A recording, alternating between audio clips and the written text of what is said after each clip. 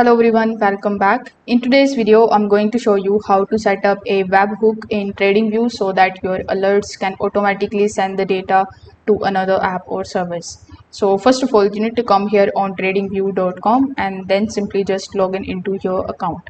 Now, when you log in into your account, you need to simply launch any of the charts in front of you. Now over here you need to click on the option of alert, and this way the alert window is going to be opened in front of you.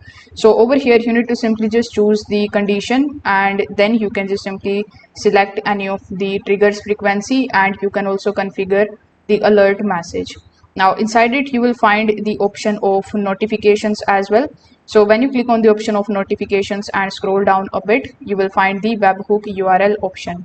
So when you click on this particular option, it is going to be basically enabled, and as you have seen, in order to enable this option you need to have the premium subscription of TradingView.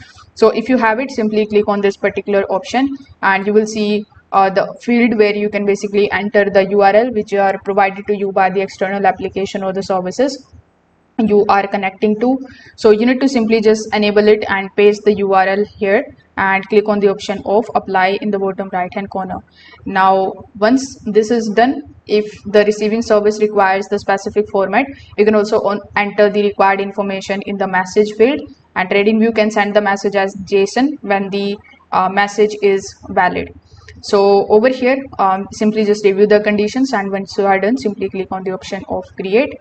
So after the alert triggers, you can open the alert log and then you can check the webhook status column in order to confirm whether the request was delivered successfully. If this video helped you understand this, consider subscribing to the channel and liking the video.